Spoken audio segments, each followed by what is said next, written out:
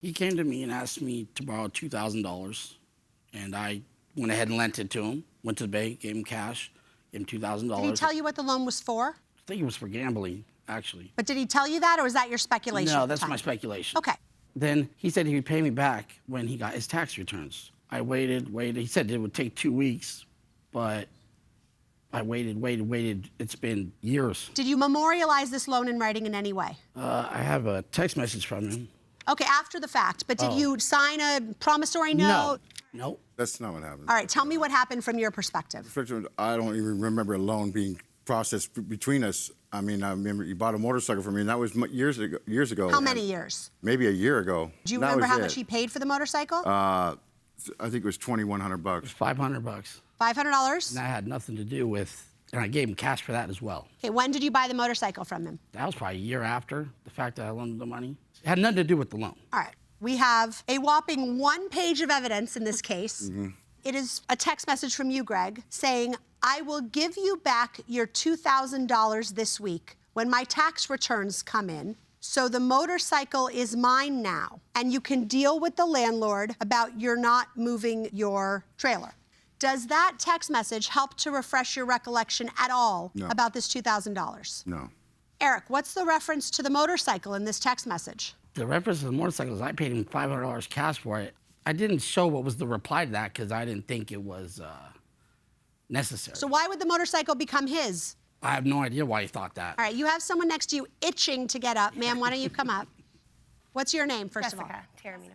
I just wanted to say that I think Eric was holding the motorcycle while he had borrowed the money from Greg until he paid him back. But then Eric ended up buying the motorcycle for $500 at a later date. So what you're saying is you loaned him $2,000 and held the motorcycle for collateral against the $2,000. Yes. And then gave him an additional $500. Yes.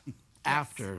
And you lost all your collateral. We still have the motorcycle. Yeah, Right, 'cause but I paid for it. now it's not collateral against the $2,000 because now you've paid for it. Right. I mean, that doesn't make any sense. Well, because that's his father, and that was a whole separate issue. He needed money again, so Eric offered to just give him the $500 for the motorcycle. All right, Greg, is this sparking any memories for It's you? just all coming down to they're pissed off at me about the altercations that happened between us and why All I'm right. getting it.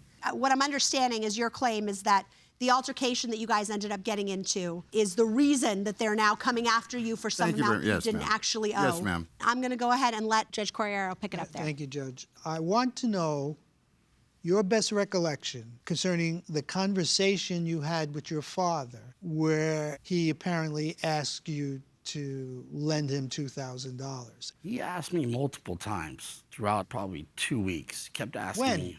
When? This was. Say something like that? Wait, did you lend him the money? No. So you're not a witness. You're. No, but I wanted to just say something. Eric was in a car accident a few years ago, so his memory is not. He had a traumatic brain injury, so his memory's not that great for that time of his life. I think he can speak for himself. But yeah, I'm just letting you know. Continue. So I say this was, I don't know, 2 years ago, a year and a half, around there. I just never said anything because he's my father. I was giving him that respect to pay me, but I never got it. I understand also there are temporary restraining orders between all of you. As a matter of fact, is there a got it right temporary here. restraining order against you? I got it here. Not against me, I don't think. Or you have one against the defendant's father, plaintiff's father. Yes. Yeah. You a witness? Yeah, I was a witness. Come up. What is your name again? My name is Greg Harrison Jr. You are also the son of the defendant. So on 12/8, my father was assaulted outside with a deadly weapon by Eric over there, and he fled the crime.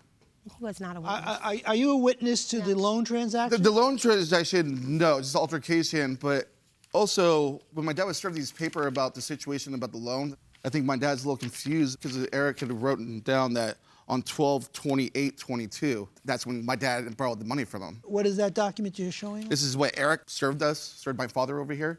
You mean when he filed the case filed in it at the small court. claims court? Yes, exactly.